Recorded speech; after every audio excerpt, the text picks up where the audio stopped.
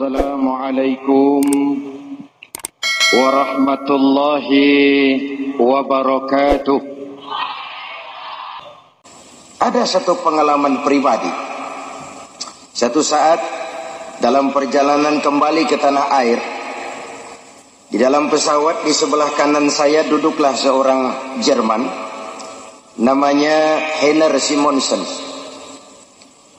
Iseng saya ajak ngobrol, saya ajak kenalan, saya tanya si Jerman ini, "Mas," kata saya,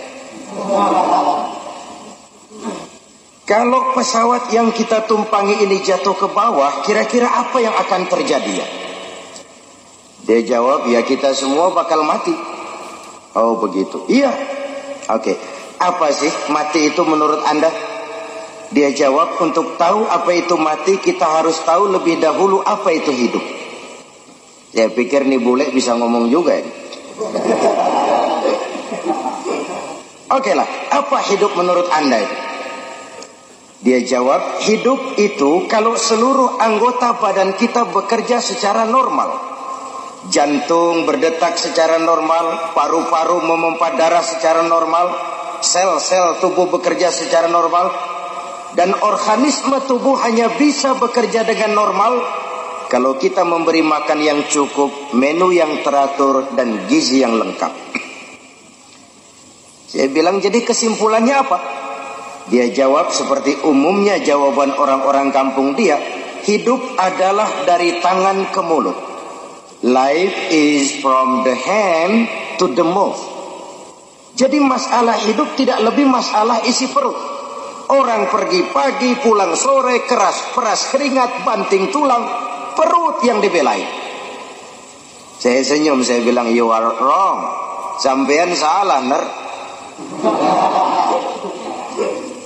"Sampean orang Islam bukan sih?" "Bukan." "Oh, pantas." "Kristen ya?" "Tadinya." "Loh kok tadinya, lalu apa sekarang sampean ini?" "Sekarang saya netral," dia bilang. "Saya tidak beragama, tapi saya percaya kepada Tuhan sebagai pencipta alam." Saya bilang, "Kenapa kamu bisa netral begitu?" Habis saya bingung, kata dia. Katanya Islam baik, Kristen baik, Hindu Buddha baik, semua agama baik. Saya netral sekali, tidak beragama, tapi saya percaya kepada Tuhan.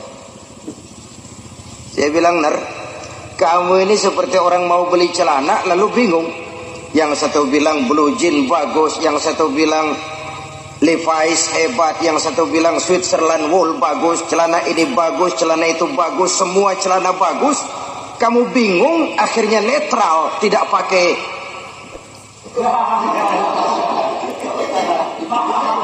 Itu pun salah. Nah, menjelang landing di Cengkareng, saya teringat bahwa dua pola pemikiran Heiner ini kan sudah mulai menggejala di lingkungan masyarakat bangsa kita.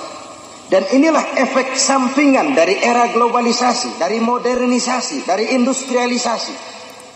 Pertama, munculnya manusia-manusia akustik yang seolah-olah Tuhan yes, agama no. Sama Tuhan percaya tapi tidak beragama. Yang kedua, gaya hidup materialis. Ia hanya percaya kepada apa yang ada di depan hidungnya, tidak ada urusan di belakang itu. Gaya hidup materialis. Dan yang ketiga, gaya hidup individualis. Persetan dengan orang lain, yang penting saya senang. Tiga penyakit utama inilah yang merupakan sisi negatif dari era globalisasi. Untuk mengatasi masalah ini, pada pertemuan kita kali ini ada tiga hal yang ingin saya sampaikan. Pertama, keimanan. Kita semua menyadari 13 tahun lamanya Rasulullah berjuang di Mekah hanya untuk menanamkan asyhadu an la ilaha illallah wa asyhadu anna Muhammadar Rasulullah. Menanamkan iman, membina akidah, membentuk keyakinan. Dari situ segalanya dimulai dan ke situ segalanya menuju. Sebab gerak lahir manusia hanya refleksi dari gerak batinnya. Gerak batinnya sangat diwarnai oleh keyakinan yang dimilikinya.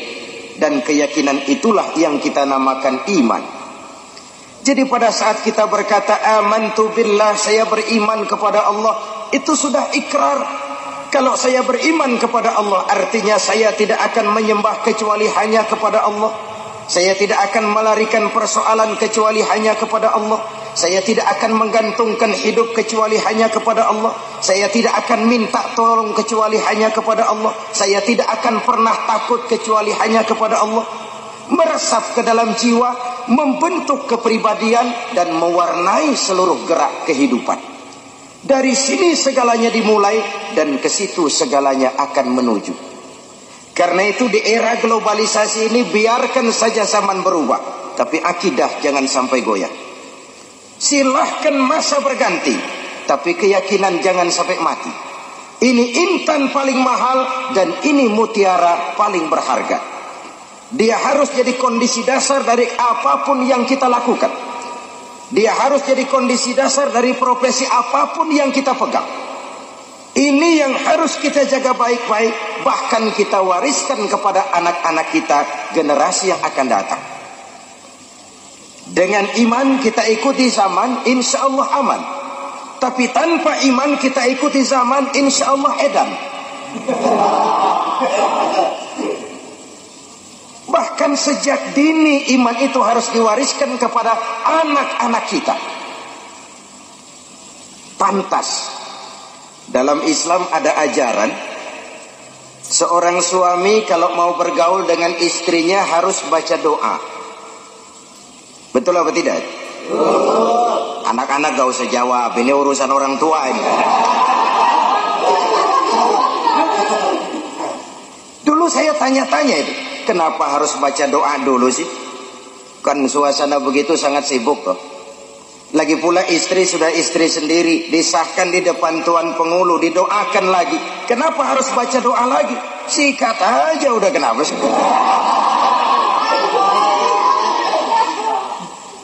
Jawabannya saya temukan dalam Ihya-nya Imam Ghazali. Ada satu riwayat, iblis yang tugasnya menggoda orang kafir, bodohnya besar, gede. Yang menggoda orang Islam ini iblis kurus krempeng kayak morfinis.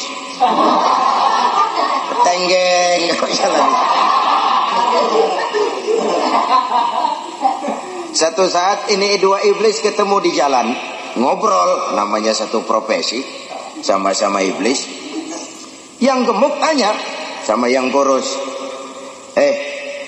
badan kamu kok kurus sekali? Kata iblis yang kurus, bagaimana saya nggak kurus? Saya ditugaskan menggoda orang Islam. Orang Islam itu kalau dia mau minum, dia baca bismillah. Bismillah racun, saya nggak bisa ikut minum. Dia mau makan, bismillah racun lagi, nggak bisa saya ikut makan, diracuni bismillah. Dia mau tidur, dia tarik selimut, dia baca Allahumma bismika Allahumma ahya wa amut, racun lagi. Saya nggak bisa ngikut tidur di selimut, terpaksa tidur di emper keanginan. Nanti dia mau bergaul dengan istrinya, dia baca Allahumma jannibna syaiton wa jannibis syaiton fima razaqtana, racun lagi. Saya nggak bisa ikut bantuin. Cuma ngelihat dari jauh, bagaimana nggak makan hati. Kata iblis yang badannya gemuk, waduh, untung benar saya menggoda orang kafir yang nggak baca apa-apa. Dia minum, saya ikut minum. Dia makan, saya ikut makan. Kenapa? Nggak baca apa-apa. Dia tidur di selimut empuk, saya masuk ke dalamnya. Kok bisa? Nggak baca apa-apa. Dia bergaul sama istrinya, dikit-dikit saya bantuin. Nggak baca apa-apa. Ini kalau sudah produksi awalnya jadi bantu iblis, jangan heran anak sangar sudah diurusin. Artinya apa ini? Sejak produksi awal, cikal bakal manusia muslim itu sudah dibentengi oleh nilai-nilai agama. Sudah diberikan frame, diwarnai dengan nilai-nilai yang religius. Contoh lain, bayi-bayi muslim begitu bro lahir ke alam dunia disambut dengan azan. Apa ini? Menurut ahli pendidikan, bayi yang baru lahir itu kan ibarat kaset kosong. Kalau dipakai merekam, daya rekamnya kuat. Kalau yang sudah rada tua-tua itu ibarat kaset, itu kebanyakan rekaman udah. Itu nggak kusut juga lumayan. Apa aja masuk rekaman, beras habis masuk rekaman, anak bandel masuk rekaman, bini ngadat masuk rekaman. Maka orang kalau sudah tua ngapalin itu berat, kaset kusut. Bayi yang baru lahir kaset kosong, daya rekamnya kuat. Maka bayi-bayi muslim begitu bro lahir ke alam dunia, belum sempat dia dengar Michael Bolton, belum sempat dia dengar merdunya trompet Kennedy, belum sempat dia dengar Madonna, belum sempat dia dengar yang lain-lain. Rekaman pertama yang masuk lafzul jalalah, Allahu Akbar, Allahu Akbar. Rekaman pertama di atas kaset kosong, nilai-nilai iman yang diisi. Artinya apa? Anak-anak muslim sebelum ia bersentuhan dengan segala macam ilmu, sebelum ia kenal komputer, matematika, IPA, IPS, dan segala macam bentuk ilmu, yang harus pertama dia kenal adalah La ilaha illallah. Iman ditanamkan sejak dini. Kalau iman sudah tertanam baik, soal sekolah sih lihat bakatnya deh. Asal iman tanamkan dulu. Pak, ini anak saya dari kecil mah demennya main pistol-pistolan aja pak. Waduh, abri itu mang lah. Tanamkan iman. Selesai SMA kirim ke Magelang, masukkan akabri. Tapi iman tanamkan dulu. Nanti dia keluar dari akabri jadi jenderal sekalipun, dia jenderal beriman. Oleh karena jenderalnya beriman, lalu berjuang bersama-sama ulama, berjuang bersama-sama kiai. Saya pernah tabligh akbar dengan seorang jenderal. Ya Allah, jenderal berbintang 4. Sambutannya saya dengarkan bagus. Ketika datang waktu sholat, saya lihat sholatnya khusyuk. Jenderal berbintang 4, sholatnya khusyuk. Kan hebat, sholatnya khusyuk. Kan hebat. Kadang-kadang baru jadi hansip berhenti sembahyang.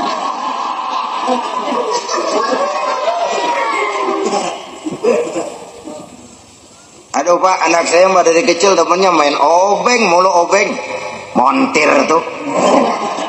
Tanamkan iman, kirim STM, selesai masukkan ITB. Anak kita boleh jadi teknokrat beriman, jadi jenderal beriman, jadi pejabat beriman, jadi pengusaha beriman, jadi maling.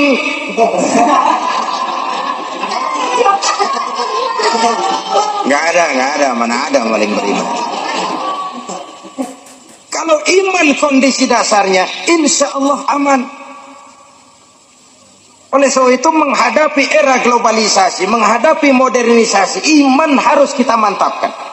Aplikasi sosialnya kelihatan sekali. Contoh, sekarang ini kan SDSB sudah meninggal dunia.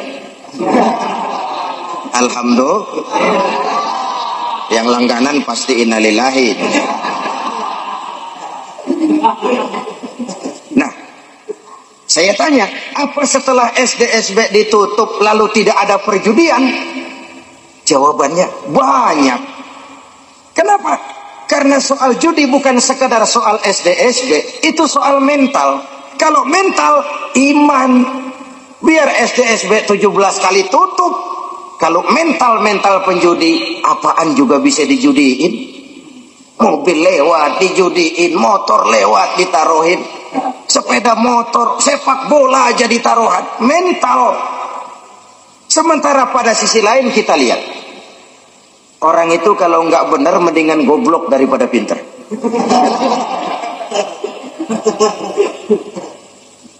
Contoh, kejahatan itu kan ada 2 macam ya.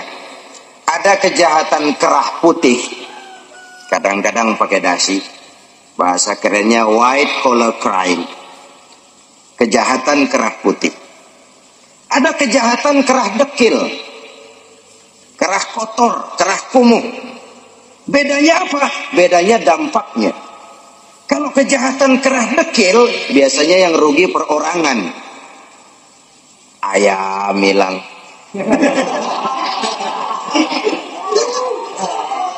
Jemuran ditilep. Sandal di masjid out. Itu kejahatan kerah dekil. Yang rugi perorangan. Tapi kejahatan kerah putih kadang-kadang pakai dasi. Bukan cuma perorangan yang rugi, negara dibobol. Dampak kejahatannya jauh lebih luas daripada kejahatan kerah dekil. Makanya orang kalau kagak bener mendingan goblok daripada pintar. Kejahatan orang pintar itu jauh lebih bahaya daripada kejahatannya orang bodoh. Itulah sebabnya harus dilandasi dengan semangat keimanan. Intan paling mahal, mutiara paling berharga, tidak lain adalah iman.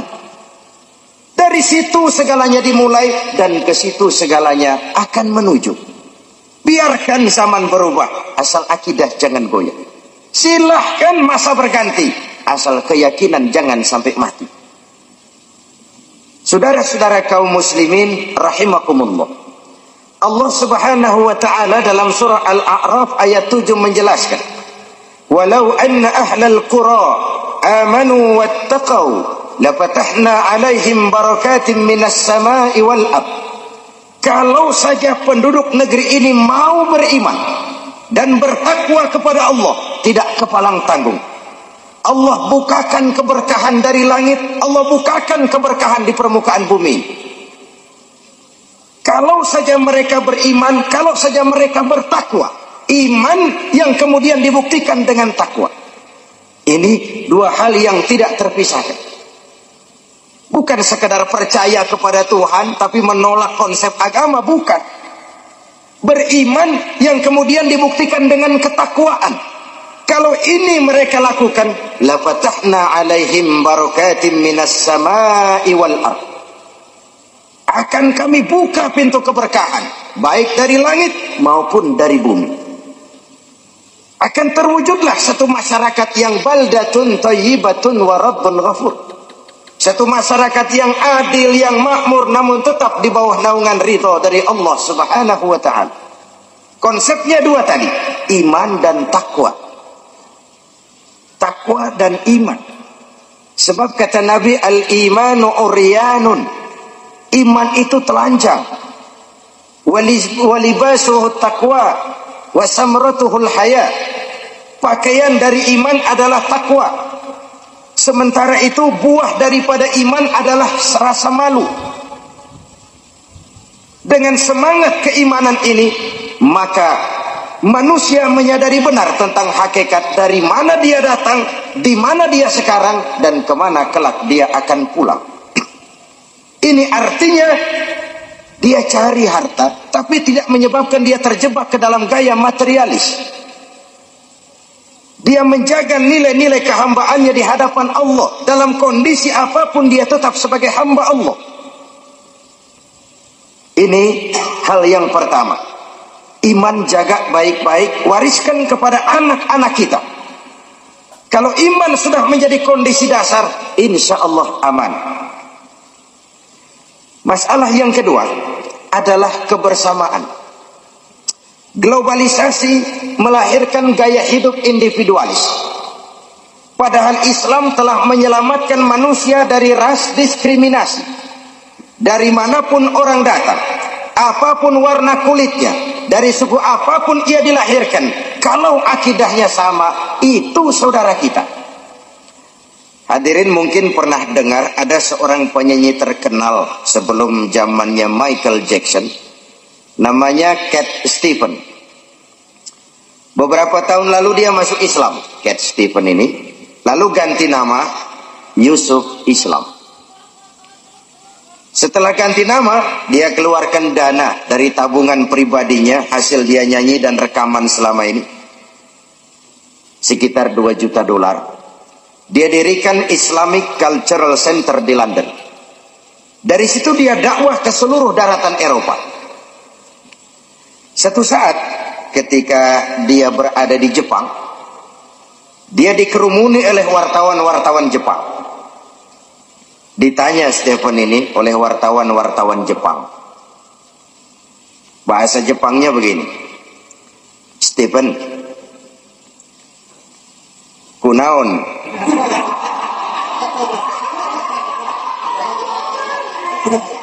Ya sudahlah, nggak usah pakai bahasa Jepang.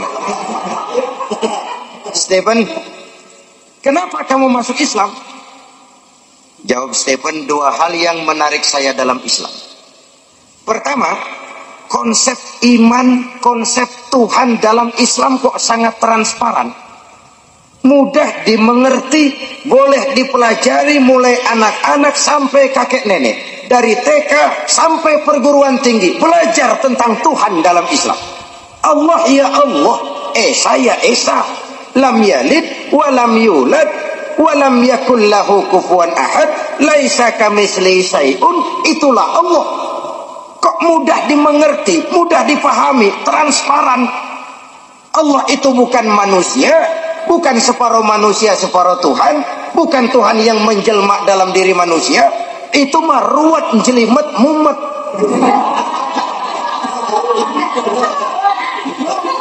Ini konsep Islam tentang Tuhan kok sangat transparan, mudah dimengerti, dan itu menarik perhatian saya. Yang kedua, kata Stephen, kenapa saya masuk Islam? Persaudaraan dalam Islam luar biasa. Betapa manusia dibebaskan dari warna kulit, suku, bangsa, dan bahasa. Dalam Islam si kulit ireng dengan si kulit putih bisa duduk berdampingan. Dalam Islam semua manusia sama. 14 abad yang lalu, sebelum Amerika teriak-teriak dengan apa yang ia banggakan sebagai Declaration of Independence, Rasul sudah mencanangkan cikal bakal pemikiran demokrasi ketika beliau bersabda, "An-nasu kulluhum li Adam wa Adam min turab, la fadla li arabiyyin ala ajamiyyin illa bittaqwa." Seluruh manusia berasal dari Nabi Adam. Nabi Adam diciptakan dari tanah. Tidak ada kelebihan Arab dengan yang bukan Arab kecuali takwanya.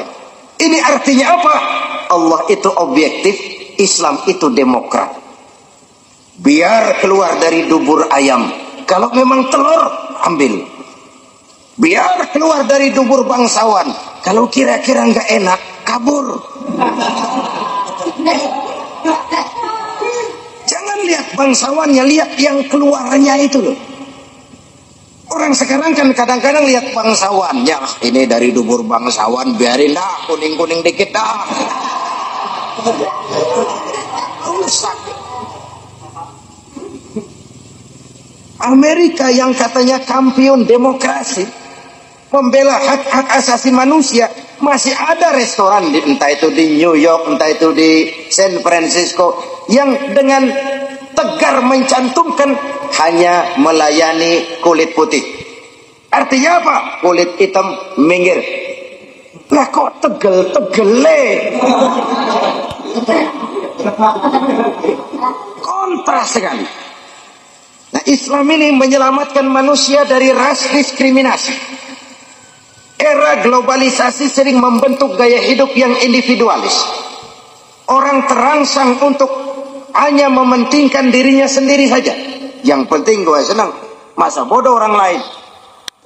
Terbentuklah mafioso. Akhirnya hukum laut pindah ke darat. Apa hukum laut itu? Ya biasa. Paus makan tongkol, tongkol makan bandeng, bandeng makan seler, seler nyaplok teri. Terjadilah apa yang disebut gunung diuruk, sumur digali. Gunung sudah tinggi, diuruk. Sumur sudah dalam, digali lagi. Maka yang kaya makin subur, yang miskin makin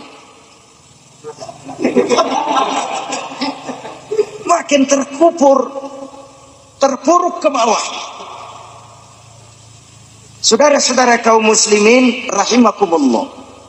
Oleh karena Islam telah menyelamatkan manusia dari ras diskriminasi.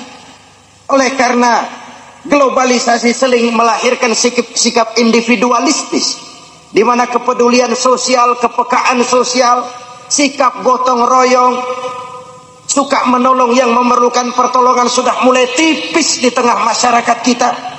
Perlu ditumbuh kembangkan, disadarkan kembali semangat kebersamaan ini. Saya adalah saudara dan saudara adalah saya. Ikatan akidah lebih kuat daripada ikatan darah. Dari manapun orang datang, apapun warna kulitnya, dari suku apapun ia dilahirkan, kalau akidahnya sama, itu kan saudara kita. Maka orang cinta sama kiai itu bagus. Fanatik sama kiai nanti dulu. Cinta kepada suku boleh, fanatik kepada suku salah. Dalam kebenaran kita harus objektif. Dan persaudaraan yang objektif, persaudaraan yang berlandaskan akidah. Kalau saya temani saudara cuma karena saudara kaya, percayalah kalau nanti saudara jatuh miskin, saya akan lari dari saudara. Kalau saya temani saudara cuma karena saudara berkedudukan tinggi, satu saat saudara jatuh pensiun, akan selesai persaudaraan sampai di sini.